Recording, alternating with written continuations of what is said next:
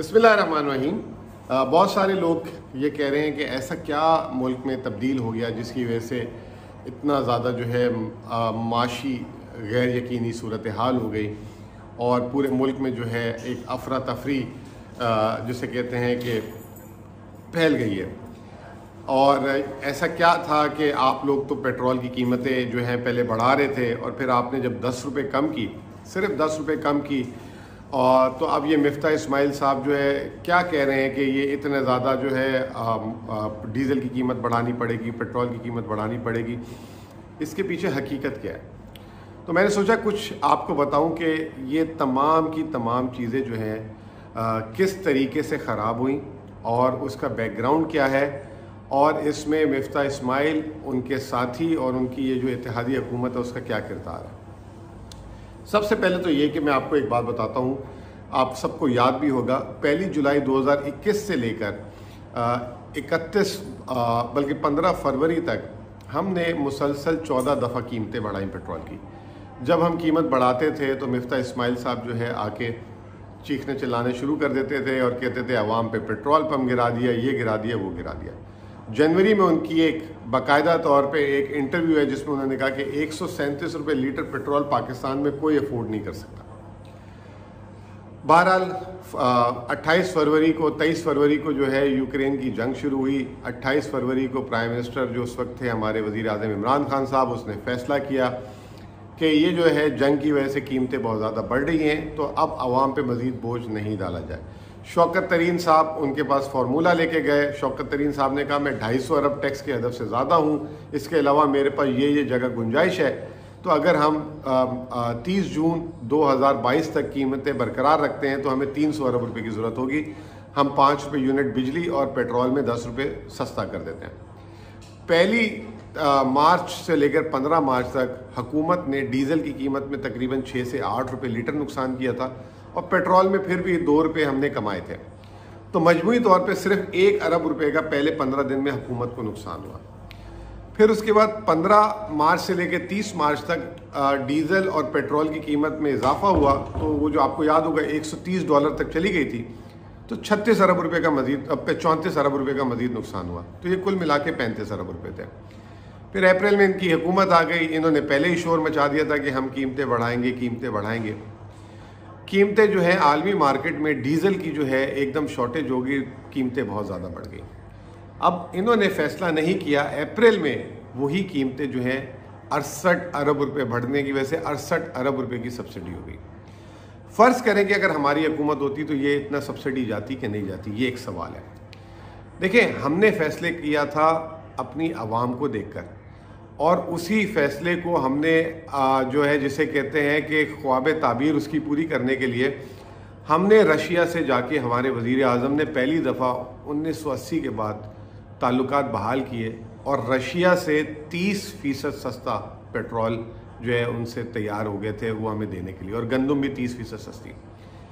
अगर हमारी हुकूमत होती अप्रैल में तो ये 68 अरब का नुकसान की जगह रशिया से वो तेल आना शुरू हो जाता, और मजमूई तौर पे पाकिस्तान जो है $20 अरब का इस साल तेल मंगा रहा है। अगर हमें 30% सस्ता मिलता तो हम 5 से 6 अरब डॉलर, फ़र्ज़ करें हम सारा नहीं मंगाते, उसका आधा भी अगर हम रशिया से ले लें तो हमें $3 अरब की बचत हो जाती।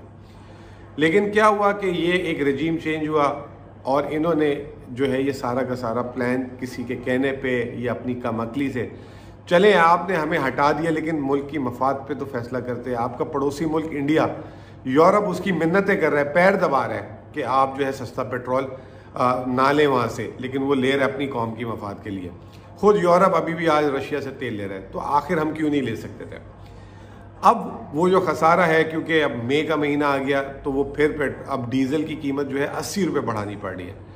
लेकिन सितम ज़रीफ़ी ये है कि वो नहीं बढ़ा पा रहे, क्योंकि अब हमने जो है वो सस्ती की हुई थी, अगर क्योंकि इन्होंने बुलंद बाला दावे कर दिए थे और ये कहते थे जब $100 का तेल उनके ज़माने में होता तो ये 80 रुपये लीटर पेट्रोल बेचते थे, तो अब बढ़ाएंगे तो ये कहाँ जाएंगे? अब वो सब्सिडी 102 अरब रुपये हो गई है। अब बात ये आती है कि चलें, ये तो पेट्रोल की बात कर दी, ऐसा क्या हुआ कि मुल्क में शरह सूद भी बढ़ना शुरू हो गई और डॉलर भी बेकाबू हो गया, स्टॉक मार्केट भी जो है नीचे आना शुरू हो गई।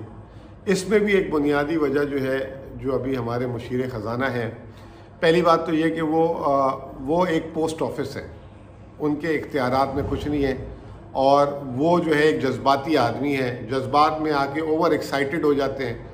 فائنانس منسٹر کو بہت میچور ہونے کی ضرورت ہے، وہ جو ہے کبھی بھی جذبات میں نہ آئے۔ وہ آئی ایم ایف جانے لگے، آئی ایم ایف سے پہلے کہتے ہیں میں آئی ایم ایف جا رہا ہوں اور وہاں سے پیکج آپ کو لا کے دوں گا، وہاں جا کے بھی انہوں نے پتہ نہیں کس کو غلط اخبار نویسوں کو غلط خبر دے دی، بولا کہ آئی ایم ایف نے مجھے $2 ارب اضافی دے دیے ہیں، فلاں دے دیا، وہ دے دیا۔ آئی ایم ایف کو پریس ریلیز کرنی پڑی، ایک جھٹکا لگا لوگوں کو کہ بھائی یہ کیا مطلب غلط بیانی ہو رہی ہے۔